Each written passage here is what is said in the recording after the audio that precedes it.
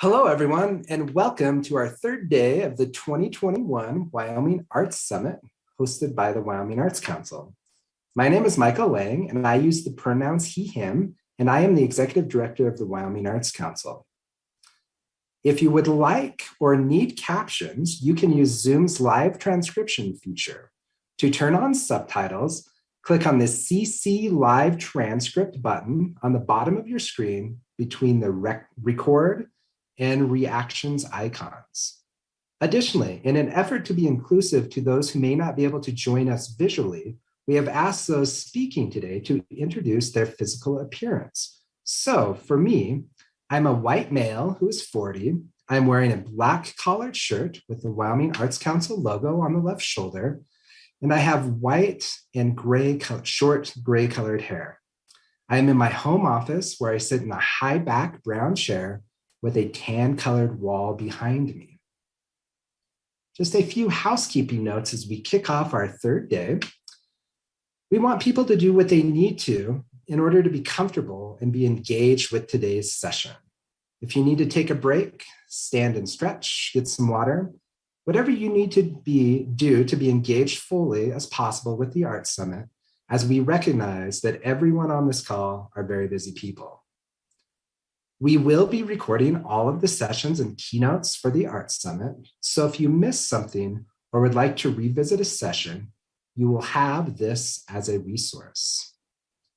We also want to encourage everyone to use the chat feature in Zoom for any questions or comments that you may have during the session. Even if you have a quick question in the middle of the session, go ahead and throw it in there, and that'll give us the ability to tackle it at the end, where we do plan on having a question and answer. And we ask that everyone keep their mic muted until then. All right. It is now my pleasure to introduce our first presenter of the day, Dr. Nicole Reiner.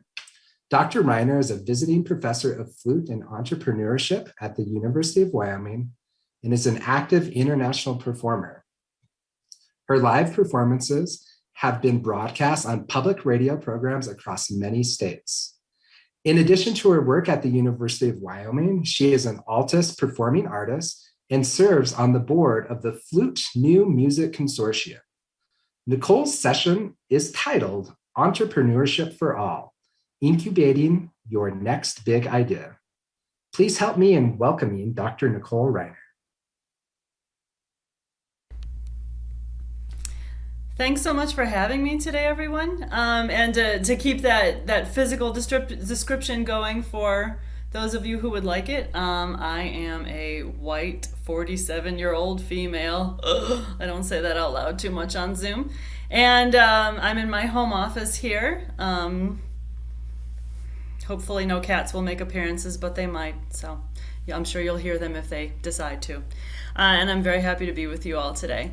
I'm not sure how, so I personally would be happy to see all of your bright and shining faces if you feel comfortable doing that. It would be great to see you. You are welcome to do that.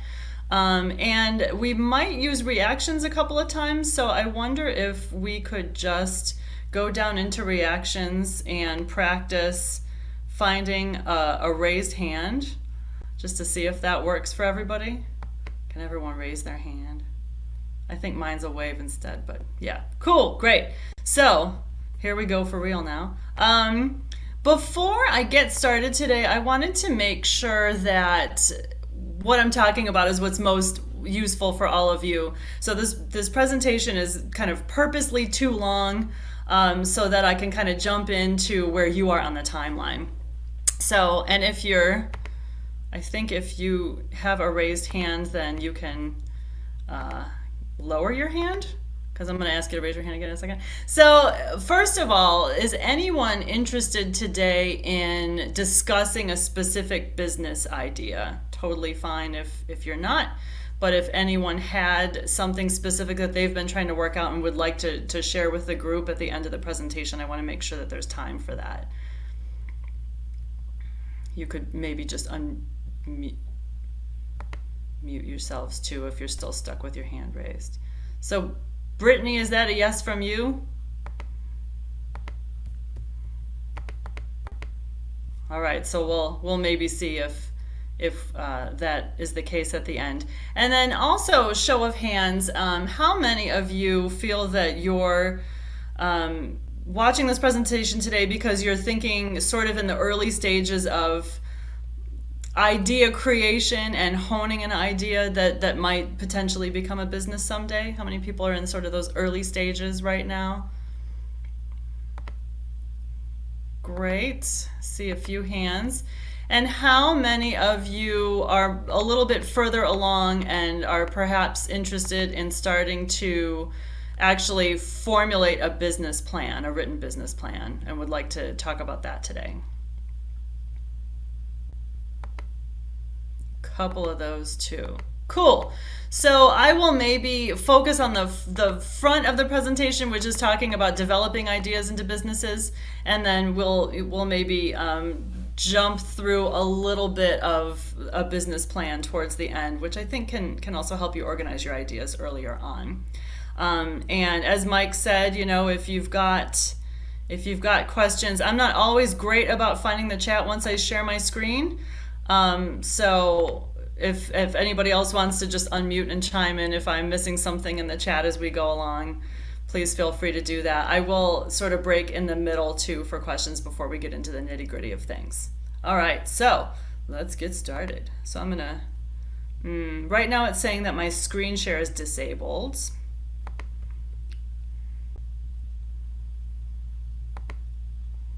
If that's something that could be changed. Please go ahead and try now. Let me know if that works. Okay. Perfect. How's this? Apologies for that. Everyone see? All right, I'll try to. There we go. All right, so today we're talking about incubating your next brilliant idea. And again, we'll break a couple times for questions, but jump in if there's something, that you would like to have clarified before that time.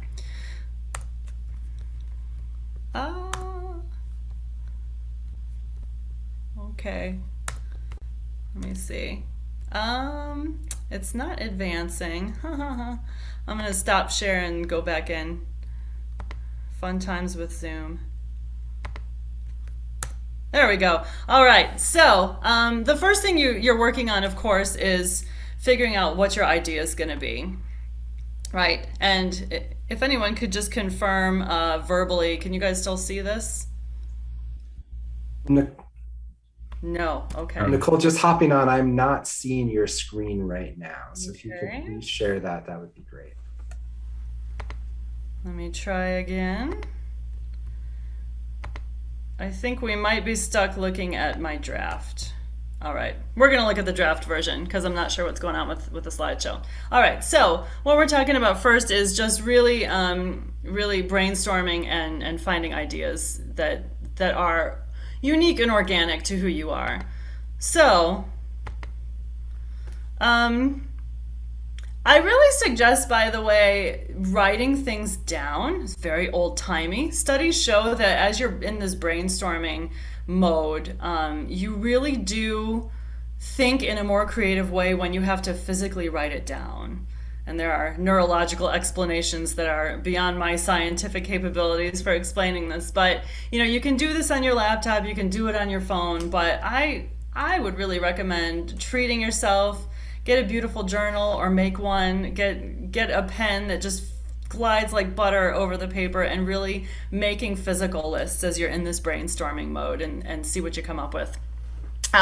So the first thing I always suggest when you're really searching for a new idea, and this could be as the artist looking to create a business or as an organization looking to create new partnerships with artists in the community, write down everything you're interested in. No self-editing, and this is the hardest part. You probably automatically, when you start thinking about this, you think only in terms of the organization you're working for or your art form or whatever your discipline is. Get rid of that editing feature in your head and just blurt everything out right now. If you like making fresh pasta and horses and raking leaves, whatever it is, put it all down. It may come back, it may not, but write absolutely everything down. You are not just your discipline, but everything about you. Then, new piece of paper, write down everything you think you're good at. And again, no self-editing. And for some of us, some people feel very comfortable making that list, and some people don't, which I think is kind of socialized. But you're not being egotistical to identify things that you're good at. We're all good at things in here. So really, again, just write it all down. This is your private list. Everything that you really feel competent at doing. Now you're going to back up and take a look at those two lists together. And by the way, if this is a challenging exercise for you, it can also be really nice to bring somebody else into the mix, someone who knows you well. So if you have a very close friend you've known for a long time, family member you trust to be honest and helpful with you, it's also very interesting to ask sometimes what they think you're interested in, and particularly what they think you're competent at doing. A lot of times your list will grow quite a bit in terms of your skills when you ask someone close to you. So maybe if you've got a phone a friend option, use it here. Then you're going to make a list of everything that appears on both of those lists. Your interests, whether or not you think they're related, and your skills, whether or not you think they're related. Anything now that is showing up on both lists, there's your number 3 list, your final list, right? Although I will say, if anything from your interests list is really a strong interest to you but didn't make it to your number 2, your everything you're competent at doing list, you could put a star next to those items if they're things that you think you could learn how to do. We are not, done learning things ever, hopefully. So if there's an interest that you would really like to invest time in learning how to do, then put a star next to that. And then, something else that you might want to go back into and mark in your other lists, particularly that number 3 list, is causes or just values that you particularly care about. I don't know if causes is the right word, but for me personally, as an example, service is a very important component of what I find meaningful in the work I do. And when I look back now over the projects I've embarked on in the past, there is always a strong service component to that. So, use that as a guide as well in terms of figuring out what you're interested in and what you'd really like to do. Another way of going about this, if all those lists seem a little too specific, is just to write down your dreams, and you could think of this in terms of specific projects you'd like to be involved in, or things you wish you could do, things you'd like to see in your community, or it could be just one of those old where do you see yourself 10 years from now? Describe a perfect day in your dream life, and scour that for information and kind of rank those dreams in order of priority. And number 1 is, your number 1 priority, your number 1 dream is probably what you're going to end up latching onto as you develop your project. The next thing we need to start doing once we have an idea about what this project might be, what this dream might be, is to start figuring out how to make it happen, right? And this is where we can often get stuck. And so just taking baby steps towards these goals is I think the best way to do it. So you can jot down anything big or small that comes to mind, which could bring that goal closer to being a reality. And we'll keep talking about ways that you can figure out those goals as well. And then, as you go back over your lists, do you think any of this could be turned into a business? And by a business, we'll talk about this in a couple of minutes, but a business is maybe selling goods, or it's maybe providing services.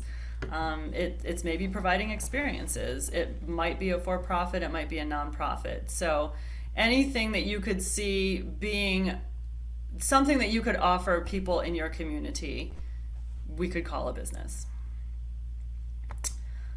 Next, it's time to develop your idea. So, a couple questions that you want to ask yourself early on. What makes your idea special?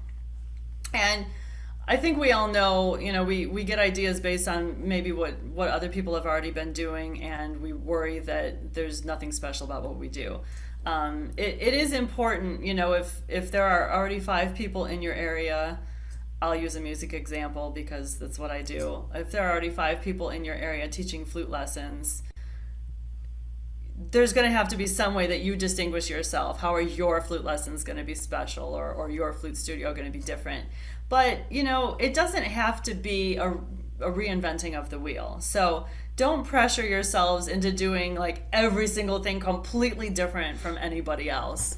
One little piece of the puzzle, one little twist to what you do based on your interests and who you are as a person will already make your idea special. And that specialness, that little extra something that no one else is doing, still has to be valuable and useful. So don't go all out with the flair if it's just taking energy away from your main business. And then, are you trying to solve a problem? Are you trying to fill a gap? Are you trying to create a supplement to things that already exist in your community? This is maybe a way of figuring out how to make your idea special. What's the purpose? You're offering something, why? What are we going to get out of it? And then obviously, how feasible is it? And that also gets into figuring out what feasibility means for you in terms of time, energy, and money. And so, some practical considerations can help you answer those questions. How much time and energy do you want to put into your business? A lot of us have what we would consider to be portfolio careers, where we have multiple smaller projects going on. No one of those projects would be the thing that keeps a roof over your head, but together they all work that way. So another way of thinking about that is a side hustle. So if you've already got a main job and you're just looking for a side hustle, something else to do on the side that satisfies you artistically and creatively, that's going to be a very different amount of time and energy that you put into that versus something that you really want to just cash in all your chips and put all of your money and time and energy into. And then there's also something in between. A lot of side hustles can eventually morph into bigger projects that become your main business and your main source of income, but it happens over time. And so that can also become part of your business plan. It's going to start small, and then this is how I'll grow over 5 or 10 years to replace this day job that maybe I don't want to be in anymore. And then as you start looking around, as you're starting to formulate your business model, who are your competitors? How are they doing? Are they doing all right? Are you seeing issues that they're having that maybe you could learn from and correct upon? How are you different? That's going to come up a lot. But again, what is the special thing that you offer that makes you stand out from your competitors? And are there any indirect competitors? And I will say for both indirect, an indirect competitor might have some overlap with you in terms of what they're doing and what you're doing, but obviously not exactly the same thing. Both indirect and direct competitors can also be, hopefully will be, in your life, allies and supporters of what you're doing. So, are there ways that you could join forces with the people around you who are doing similar things? You already have something in common. It's this similar business idea, that you're all trying to grow. So, what else might you be able to do together and collaborate in some way? And another thing to think about, which can be tricky, but you might be able to answer this question progressively over time, is what do you not know and who might know it? And both of these last two questions, I will say, really are an encouragement from me to you to reach out and talk to people. Wyoming is wonderful because it's a large state that is really a small town, right? I mean, how many of us recognize each other already, which I love. And I think it is really true to form that most people want to help each other. Most people want to reach out and support each other. It's just a much more pleasant way to live. And I've certainly seen that to be a consistent part of the way people live here in Wyoming. So, even if it's someone you kind of don't know, but they're doing something you admire, or, something that you aspire to be doing in 5 years, email's free, right? A text is almost free for many of us. Reach out. Don't be shy. Reach out and just say, hey, I've got a question for you about how you're doing this. Could I buy you a coffee or something? You can really create a very supportive community this way very quickly, and learn a lot, fill in a lot of gaps in terms of what you think you know about getting this business off the ground. Taking action. So actually, starting to come up with those baby steps that will lead to the fruition of your project. And these next 3 slides I'm going to show you are actually handouts that I got. Yeah, this is where it's a bummer that we're looking at my draft. Sorry, you'll have to squint a little bit. I actually got these from Springboard for the Arts, which is an organization in St. Paul, Minnesota, that Wyoming Arts Council connected me to over the summer. And they host a series of workshops and classes that help artists sort of gain control of being in charge of their own businesses, and help train each other to teach each other about these things. So they have this great set of handouts that they share with people. The first one is called this action step grid. Very simple. You think about the goals that you have towards realizing your business, and break it down into some actions. It's the old adage, how do you eat an elephant? One bite at a time. So if you look at, all right, here's my business that I want to get up and running, that as a whole, that can look very overwhelming. So this action step grid is a way for you to start breaking it down into bite-sized pieces as you tackle that elephant. And what I think is so valuable and important here is this deadline that you impose on yourself, because this is where we get a little bit stuck. We have great ideas, and then we never reach out. We never get the ball rolling with anybody. We never take those first steps, and that brilliant idea just kind of collects dust over the years until someone else comes up with it, or no one. And then the community is worse for not having it. So, try to break down your idea into as many goals as possible, and break those goals down into actions, and give yourself deadlines. And I see a couple people have raised hands here. Mike, are you able to see who that is, or, Denise, you have your hand raised at the moment, but I think it's from earlier, actually. I think you have to click unraise hand in the reaction. I think that's probably what we have going on there. Okay. And then Anne. Yes, I'm having a hard time reading this small print. I was wondering if you could just read what those words say to us. Oh, which ones? Like in the boxes themselves, like underneath the exercise action step grid. Yes. Sorry about that. No, yeah. Thank you so much. I'm a little clunky today here with PowerPoint. Yeah, so under exercise action step grid, so here it says within blank weeks, and then goal, colon, and then down here it says actions, and then there are just, some lines there. Obviously, maybe you'd just be recreating this in your notebook. So you're coming up with a goal, you're giving yourself X number of weeks to accomplish that, and then you're breaking it down into actions. Thanks for that clarification, Anne. And so our next contribution from Springboard for the Arts, is the tomorrow list. Yeah, I'll just read all this to you.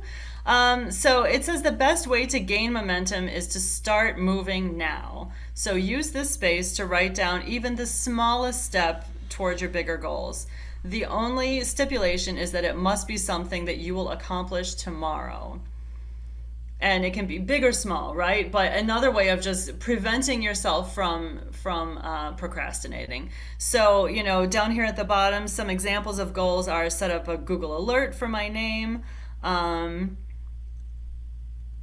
hang a curtain to separate my workspace, or whatever, set up a workspace here in your house, open a savings account. So any small steps that you realize you could definitely do tomorrow if you just got off your duff and did them, those can go on this list. And then you get up in the morning and you really make it your goal to check off all of those pieces on the list for the day.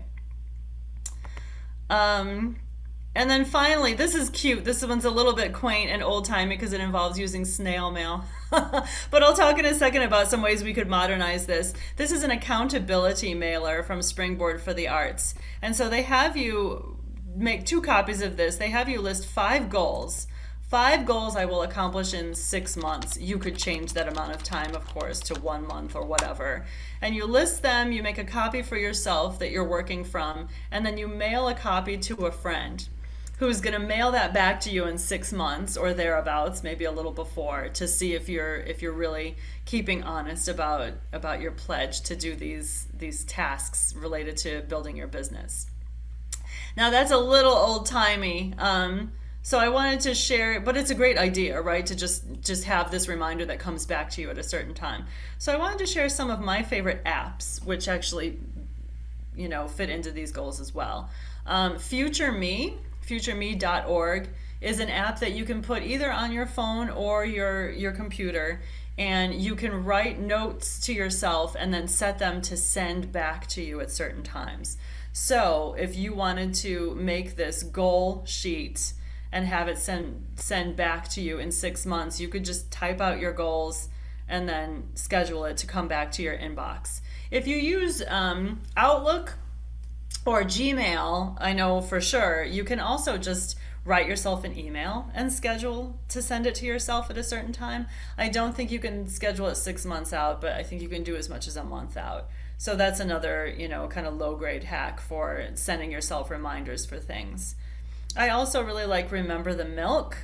RememberTheMilk.com. This is also an app that you can use on either your phone or your computer. And it's a great way to just organize your thoughts, like some of these handouts from Springboard as well. So you can make to-do lists on there. You can invite collaborators to work with you. You can schedule alarms and reminders within those to-do lists so that they send you reminders at certain times. And again, if you're using Google products, Google Keep will do a similar job for you. And then finally, because one of the challenges we have is sitting down and actually, breaking off those bite-sized pieces in a daily or weekly manner and getting them done. I really like Focus Booster. I think the Focus Booster app is only available on your phone, however. And so the Focus Booster app works on the Pomodoro Method. If anyone has heard of this, it's a business concept from the 90s. The Pomodoro Method is just a way of creating short bursts of very focused work, and it's named after the timer, the kitchen timer that looks like a tomato, because the person who first did this used their kitchen timer for this. Studies show that we're pretty good at focusing our minds on a task for 25 to 30 minutes as human beings, and then it kind of goes downhill. So perhaps you have experienced this in your life. I certainly have. And so the Pomodoro Method just, gives you permission to get up and move after 30 minutes or so. So the Focus Booster, using this research and using this Pomodoro Method, is just a series of alarms really that you can have set for 25 or 30 minutes. You can also label each alarm. So like I'm going to work for 30 minutes on doing Google research, like doing Google searches on businesses near me that offer what I think I want to offer. I'm going to spend 30 minutes doing that and making a spreadsheet of where they all are and contact information and all their similarities to me.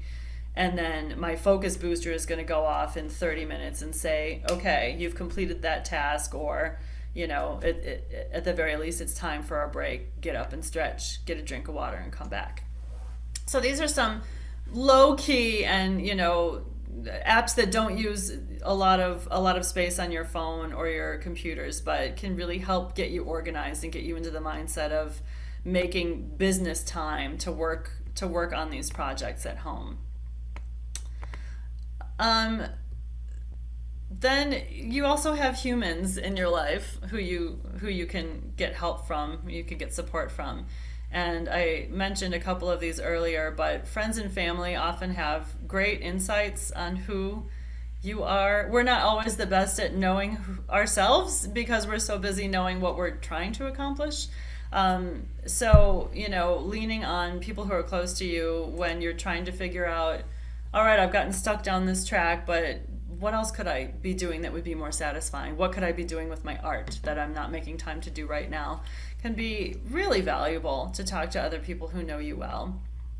And, if you share with them what your goals and your projects are, they can also, help keep you honest if you ask them to do that and help keep you on track. Local business owners and business support groups, as I mentioned, can really be a great supplement to the business side of your education.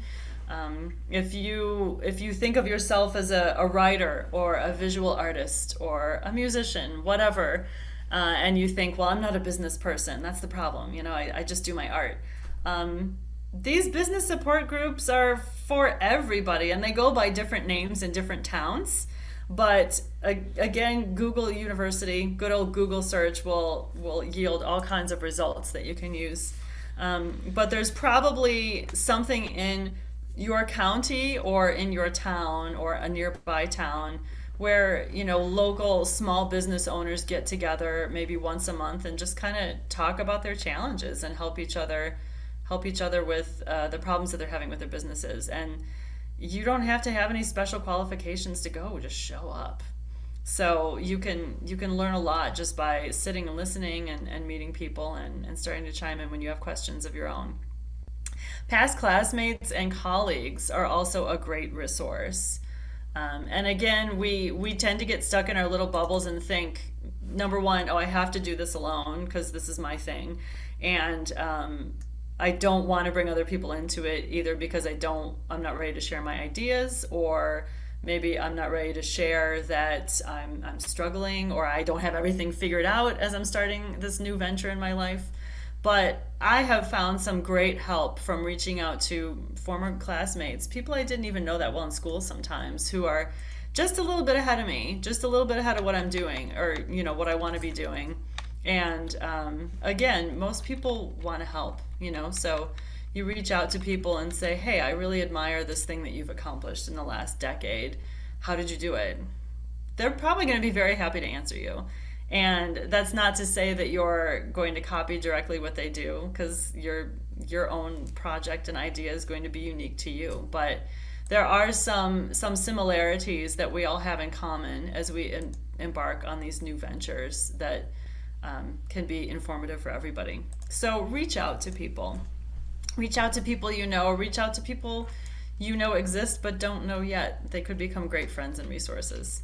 And finally, local universities and arts organizations often provide business tutoring of sorts, either through personal sessions that you can sign up for with people or through guest speaker series. And you're here this week at the Arts Summit, which is obviously one of those great opportunities that you've already tapped into. So I would say, if you aren't already, keep following what Wyoming Arts Council is doing, because they're adding new educational opportunities to the docket all the time, I think. And for us here in Wyoming, the University of Wyoming has a great College of Business that is extremely active in the community. And just by getting on their website, uyo.edu, and then just search for the College of Business, you'll find their guest speaker series. You'll find out about their entrepreneurship competition that they have, the finals of which are always broadcast on the website over Zoom in the spring, where you get to watch finalists for this competition discuss their business models. Again, you're not going to do exactly what other people are doing, but you're going to learn you'll glean some really good ideas about what other entrepreneurs are doing to make their dreams happen. Finally, before we get into maybe a little break for questions, maybe a little bit of nitty-gritty, you want to be thinking in general about what type of business or types of business you're looking at, because I think, again, it will help you structure your brainstorming and structure your ideas and your action steps going forward. So I think in the arts, basically, we're looking at selling goods. If you make a product, jewelry, sculptures, whatever. If you are selling an item, that's obviously a very recognizable type of business. Many of us in the arts are selling services, and a lot of those services are educationally based. So if you're teaching a dance class, you're opening a dance studio to teach classes. I would say that's selling services, I'm Chris. for instance. I And actually some had your are email selling address, so I kicked you experiences to the that green room would automatically. basically be the I'm gonna category go of get live Rachel into the performances, room. for instance. You're on mute right now. So, Most of us are actually get in some Rachel, kind of give me hybrid 1 model where second. we Sorry about maybe that. So, sell services and and what some an goods on the automatic side. thing If you're works. selling experiences, meaning you're producing live shows, there's a limit to how many of those you can sell in any given area. So you are most likely also yes. selling either The one services thing or I will goods or have to do both. once I get you But back as you into the think main about room is what I'll make you a those co-host number real one quick. ideas on your lists were, That way and you have permission to do it. what So if you get a what you permission want that to says do with don't those do it, just ideas, yell you out. can be I'm thinking in these on the general other computer terms to start monitor. of So, categories. I am So going you have an to- idea of so where you Rachel's kind of want to veer introducing off you. with I'm your gonna assign them with to your the ideas. green room now. The next part of this presentation, if we get there, is very specifically Mike, about writing a Michael business is plan. actually And running, so I think the I other want session to break now So as soon for as she questions about this more general clicks stuff that the we've talked about before we dive into the nitty gritty. From a technical perspective, any questions? So, does anyone have any questions thus far? I do see some I believe chats so. blown up. Nicole, I Yes. think there was one question that I think you kind of just answered on your last slide, but that just this concept of like what constitutes a business, right? Like what is The a top business? fluorescent would be a And good one. I wondered if you could maybe If even you just can get speak that of that a little more. I know from our original conversations, like all these things you're tossing out are good for people who are trying to start a business, but also artists who are thinking of new ideas or nonprofit So far, organizations so that good. are looking at, like you said, building new partnerships or new collaborations. I was wondering if maybe you could just talk about that for a minute more. It's really funny. I can And also, Yeah, if it's the person who asked that I've got question, I just almost closed my a full chat, but studio. feel free to chime in and was a clarify that class question class too, as if I'm I'm getting doing traveling it. and I did doing a lot art on getting my paid. phone. Yeah. Trade on first. So I think services are what a lot of us do actually, and it looks like you're right, Mike. We did kind of get that answered, but Excellent. yeah, it's still a good question.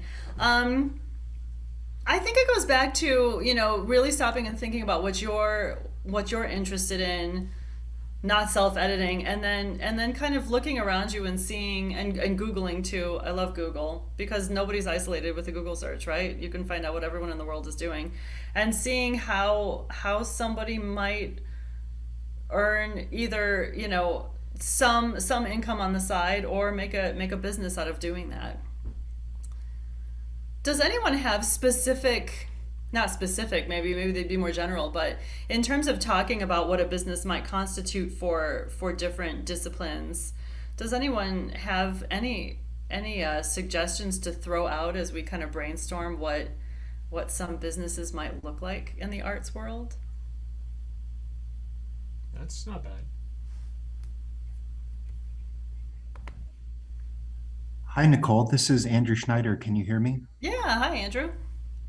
So I started my career as a stage manager in opera and have been interested in creating a bit of I guess, perhaps a side hustle to start that would look like maybe an artist retreat or an artist colony for young opera makers of color to come to Wyoming and retreat and have a space to work on developing the skills and the networks that they need to become competitive for gaining commissions from larger commissioning companies. So that's kind of the idea that wakes me up in the middle of the night and has for several years. Yeah, that sounds amazing. That sounds like an incredible idea. So where are you on the timeline in terms of thinking about what action steps you need to take? Um, so I think that um, I think that I'm ready to start researching the feasibility and beginning to find the resources that would be necessary to create a sort of minimum viable product. Yeah. Yeah, so and this is a great example. Thank you for sharing that, Andrew. Also, it sounds incredible. So when you get it off the ground, please send me all of your marketing information. I want to know about it. I just off the top of my head, I can imagine wanting to find a space where you could create sort of a retreat situation. We've got a couple great artist retreats, artist residencies here in Wyoming and Saratoga Springs and at UCross and there are others around the country that might be worth just chatting with the directors and finding out how they structure their retreats and what facilities they feel they need. You'd want to think about how many people you might want enrolled this first time around, because especially anything involving music is going to involve a certain number of practice rooms and pianos that need to be acquired and things like that. And I think you'd also want to be thinking soon about who your faculty might be, and because once you bring those faculty in, those potential faculty who would be interested, then they can also start throwing out their ideas and any experiences they've already had teaching in this way. So if you got the framework for where it's going to be and who's going to be running it with you, then from there you could build your curriculum, figure out exactly what you need in your facilities, and then move on to figuring out who you want to reach out to market and find students. That sounds like a great idea, though. Anyone else have an idea that they wanted to share or get any feedback on? Or does anyone else have any other feedback for Andrew? It looks like Jennifer has her hand raised, Nicole. Jennifer, if you wanted to unmute yourself. Yeah. Hi, this is Jennifer. Hi. And I'm from Casper. And I guess my question is that I produce a large volume of oil paintings, but because of my disability, I'm not really able to actively go and sell them, say, at an art fair or something like that. And so I'm kind of struggling with how do I share my work and not just store it or throw it out. And but business wise, I mean, I can do internet things, but actually getting out there time wise, I'm quite limited. Yeah, that's what I was actually going to suggest. If you had considered selling online, one of the silver linings, if we can call it that, of the pandemic has been more and more people are spending time at home and realizing they don't love their couch, or they don't love their home. They want more art in it. All kinds of things, and everybody's acquiring those goods online for the most part. And so I can imagine, if you felt comfortable, I mean, I think it would be an investment of getting some really good, clear images of all of your works so that they are represented as well as they possibly can be online. And we have a helpful suggestion here from Laura that I'm about to read too. And then just opening up a shop online, and then if you can find someone to assist with things like the shipping, that might be a great way to go about getting your work out there. And once it's out there online, and you start selling some work, and word of mouth is always good for all of us. Once word of mouth helps send more people to your site as well, you can you might find that other people reach out and want to see your work in other places, and they might be able to help as well. So Laura Hunter, this is so nice. Thank you, Laura. Laura Hunter wrote, I'm a board member at Art 321, and I'm certain that our board members and staff would love to help you get some pieces to the gallery for shows. So is there a good way for you two to connect? That sounds Well, great. yes. Actually, I have shown at Art 321, and their building is very accessible. So, yeah, I participate in some of their programming as well. So, that's been a really great start, and a really great way to like feel a part of the arts community. So, yeah. Cool. Thank you, Laura. Thank you for suggesting that too. Yeah, and so if you were to do that again, Jennifer, maybe what you might want to do is first take the plunge and set up a website, even if it's just an address and a little bit to start, and then have that information with you the next time you display at the gallery, so that people also know that you are starting this business online, and they can purchase your work or share with their friends from other parts of the country. Awesome. Thank you. Yeah, absolutely. Yeah, these are great contributions. Anybody else want to jump As in? busy as my hands have been. Nicole, we did have a There's question been more than in once.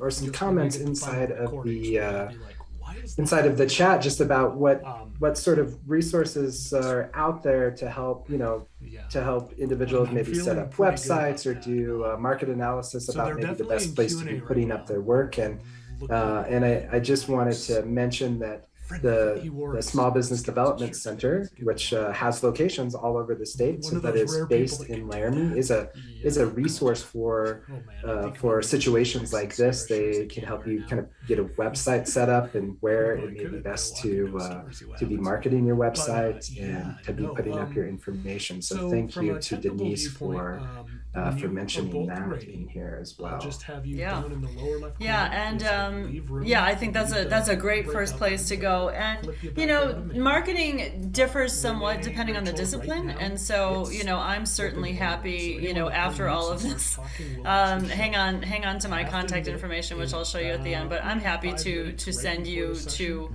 on my discipline main specific computer, I'm restarting places. If it's Zoom not music, every if session it's to make music, sure I'm that happy to be your include the go-to. video. And if it's Otherwise, another discipline, Renee, then at that point, I'm I'll happy to send you to make you a another go-to. co-host so you And I can think share. also, and Mike, The you one can tip I have, if you've never done jump in Zoom because I'm sharing speaking on your with behalf now. audio, But Wyoming Arts so Council video has has continued audio. to, When you share the in all screen, of the there should years be a button that I someplace have with a taught checkbox here in that says Wyoming, been a share great my resource computer as on. well, and the staff is very knowledgeable and very Matter of fact, helpful. I'm So gonna check and see even reaching what out myself as right you have the Yeah, bandwidth so in to the deal lower with that, corner, Mike, I it'll think say has share been a your really screen, wonderful and then there's a resource for us. checkbox that says share sound. We've got a question the about only tip I social have if media you- as a if you marketing or don't sales deal with tool. Ooh, sound. yeah, that could be a whole other presentation.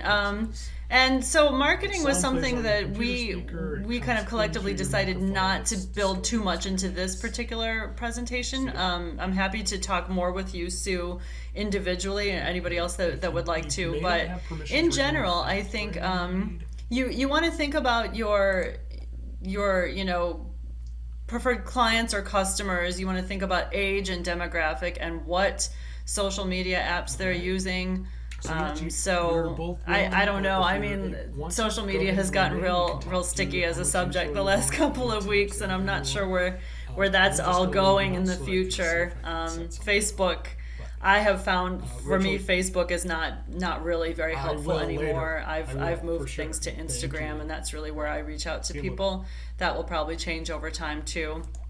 But Instagram is great because it's just visual. It's visual first, and people can scroll through and see all your flashy advertisements for what you're doing. And so far, that seems to be a great place to,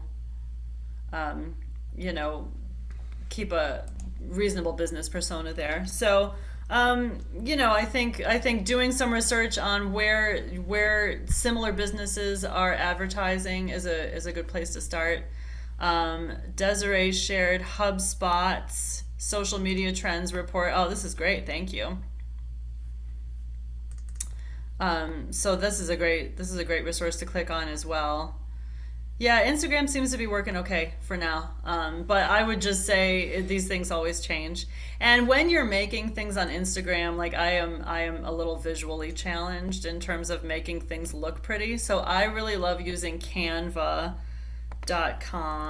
I don't know if anyone who can't make their own advertisements uses this, but there are these beautiful, some of them are pay, but I think I only sent this to one person. Whoops.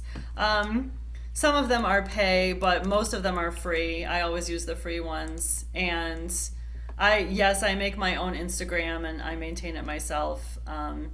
And you can use buffer.com. So Canva helps you make beautiful ads for the things that you want to share on Instagram. Buffer.com helps you queue up your posts so you don't have to do it all the time. You can sit down on a Friday afternoon and say, okay, this is my Pomodoro. This is my 30 minutes I'm going to spend figuring out social media advertising for the next month. These sales on my goods, or these special lesson offers, or these special events, or whatever. Get into Canva, make all your nice ads, and then just queue them up in Buffer and schedule when they're going to be sent, and then it's hands off for you. So I like to try to just carve out a little office time. For me, it's Friday afternoons because that's a slow time for me, and just look at the calendar and figure out, what I'm going to post when, and queue that up for the month. It seems like people lose track of you on Instagram if you don't post regularly enough. So once or twice a week is great. You will definitely stay in people's feed if you do that. I would say you want to do a minimum of twice a month, but once a week would really be the best way to make sure that new people are finding you in their newsfeed. What other questions do people have?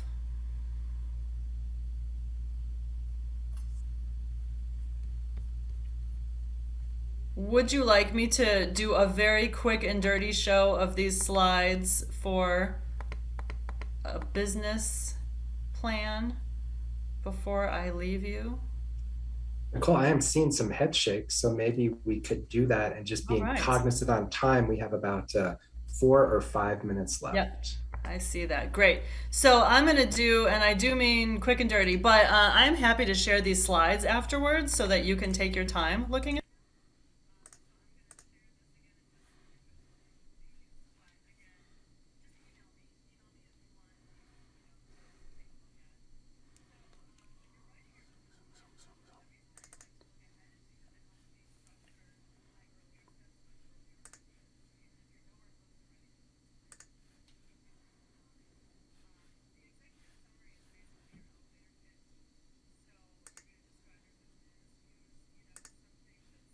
your background and your history in developing this plan, and know that people aren't going to read the whole thing.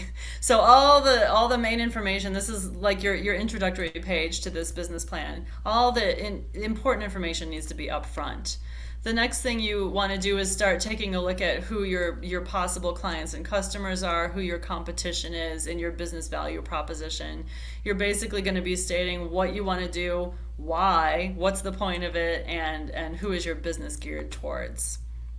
A market analysis is maybe where you might find some help from business organizations and getting some support and getting specific about this, but you're basically looking at who your competitors are again, how you're going to reach customers, and how you're going to fit into the current commercial market. If you're planning on bringing in other people, like Andrew is going to have a management team, is going to have a team of faculty who are probably also managers, you want to start thinking of what that structure, that leadership structure is going to look like. If it's just going to be you, be very honest with yourself about your capacity and figure out all the jobs that need to get done, the marketing, the bookkeeping, the fundraising, etc., and figure out how much of that you're willing to do yourself and where you think you might need help. There are pros and cons to being a for-profit business and a nonprofit business, so you want to look into those. And obviously, it's a very obvious question, but it's going to be asked, how are you going to make your money? So be thinking about what are you making your money on, and also what are you going to need to charge. In terms of the operations, what tasks will need to get completed weekly, monthly, yearly? How are you going to handle customer service? It is a component of every business out there. And what types of facilities or equipment do you need? Again, in Andrew's excellent example, there are some clear answers there to figure out. As a musician, it's often gear related. What kind of gear do I need to teach to take my show on the road, etc. And then in terms of financial information, how are you going to get this business off the ground? What are some anticipated sources of funding? When you go back and think about the gear or the materials that you need or facilities you need, that's going to tell you how much you need to spend right away. So where are you going to get that upfront money from to spend on what you need to spend? And then how are you going to recoup those losses? And at what point do you break even? Is an interesting question for you as you figure out if this is going to be a side hustle or a full-time business actually. How much money will you need to make to break even after those expenses were put into the business to begin with? That was funny. So that was super quick and dirty, but keep in touch. Here's my email, here's my website. You can contact me through that as well. Feel free to touch base at any time, and I'm happy to share these slides with you or answer other questions as you have them, or help you find other resources when you've got more specific resources you're looking for. Nicole, thank you so much for joining us today. It was great to have you with us. As Nicole mentioned, we will definitely share out slides to anyone who's interested from today. And I also just wanted to point out, Nicole talked about some of the slides that were from Springboard for the Arts. So Nicole was part of a pilot program that the Wyoming Arts Council is helping sponsor to look at how we can better offer professional development to artists and arts organizations across the state. And even from this, we're really excited to see some of those resources being put to work, and something we are looking at doing more of as we move further into the future. And on that note, a big, again, thank you to Nicole. And our next session will be starting in just a few moments. Please hang out here and we'll be back with you in just a few minutes. Thank you.